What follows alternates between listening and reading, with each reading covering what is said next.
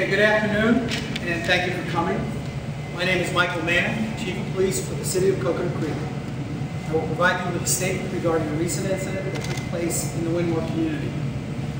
On February 22nd at 1:08 a.m., the Margate Coconut Creek Fire Department responded to a 911 call at 1702 Andros Isles in the Winmore community for a medical incident in the parking lot. On arrival, paramedics encountered a male who was later identified as Calvin Reed.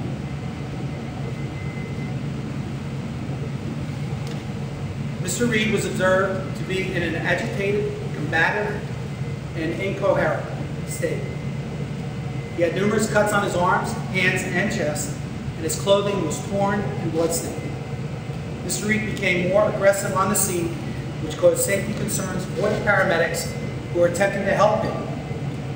This resulted in a request from the paramedics for the Coconut Creek Police Department to expedite their response to the scene. Upon arrival of the officers, the on-scene paramedics relayed their concerns about Mr. Reed's observed condition and aggressive behavior. As the officers approached Mr. Reed to offer him assistance, he became even more agitated. Given Mr. Reed's appearance and behavior, the officers were unsure if they were dealing with a victim of a crime, a suspect of a crime, or a potential Baker Act. The officers attempted to detain Mr. Reed to determine what happened. As the officers approached Mr. Reed, he exhibited threatening behavior and appeared to be hallucinating. Mr. Reed was repeatedly advised to stop resisting by the uniformed officers, but he refused to comply. Mr. Reed continued to escalate his violent behavior to the extent that Taser use became necessary for the officer's safety as well as for Mr. Reed's own safety. Mr. Reed was subsequently transported to Northwest Medical Center. His family was notified later that day by law enforcement officers as to what occurred. Unfortunately, Mr. Reed passed away 2 days later on February 24th. There is an ongoing internal affairs investigation as well as an ongoing criminal investigation. Once the criminal investigation is concluded, it will be turned over to the state attorney's office. No further information released or questions answered until those investigations are concluded. We appreciate your cooperation and continued patience during this process. Can you just speak to the larger issue of tasers? There's been some reports that I've seen that the officers in your department are not currently certified on the use of taser. You know, that's a question. It's part of the investigation. I really can't discuss that at this time. All our officers are certified in the use of taser. But they have to be recertified, as I understand. That's part of the investigation. I can't talk about it this time. What about you personally? You're certified on taser, correct? Yes, I am. Is your certification up to date? Yes, it is. Okay. Chief, how many times has this gentleman tased? I'm sorry, say it again? How many times has Mr. Reed tased? That's a part of the investigation. I really can't get into that. Okay, Chief, how many officers are we talking about who are involved? Again, part of the investigation at this point, I'd rather not get into. Okay, how are the officers on leave or are they still working? They're working. Okay, why was the decision for them to still be working? There was no reason to put them on administrative leave. Okay, do we know what he was doing in Winmore if he didn't live in Winmore? Not at this time. We don't know what he was doing there. It's a part of the investigation. We really can't discuss it at this time. So you don't know if he was visiting someone? That's correct.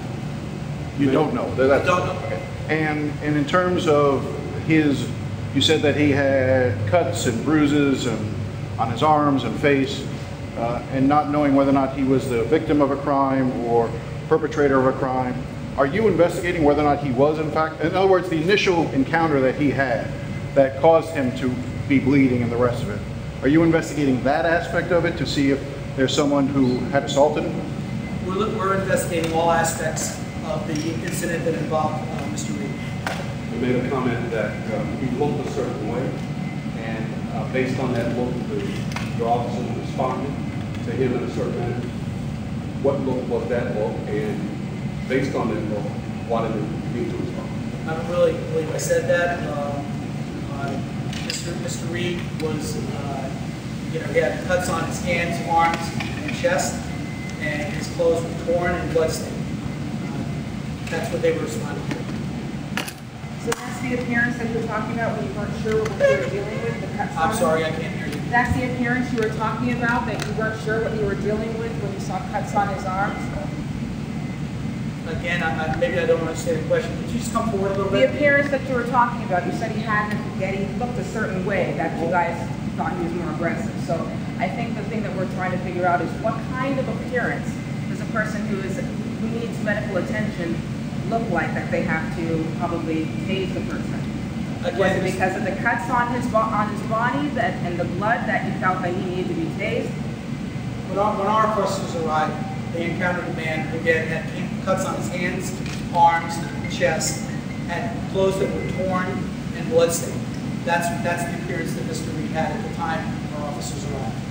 Did anybody ever try to handcuff him at the time? Probably That's part of the investigation. I can't discuss with you at this time. Can you make any mention about what he was saying, that he can't breathe? Again, that's part of the investigation. I can't discuss with you at this time. Chief, are you able to talk about why the officers got involved? Because I'm under the impression that it's not illegal to refuse medical care. If somebody tells a paramedic, I don't want medical care, they have a legal right to refuse them.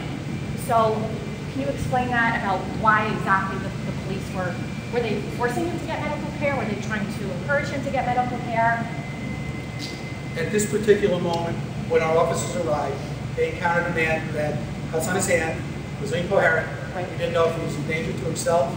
He had cuts on his chest and arms, and his clothes were torn and bloodstained. That was enough for our officers at that time to get involved. Can I ask a sort of take a step back question?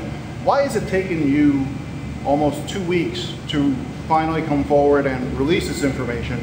And under what guidance, who guided you to the notion that releasing this information was somehow confidential and exempt when it is in fact a public record? We were still gathering facts at that particular time. We were trying to correct misinformation right now that got out, and there is no cover. We just, responding to you right now.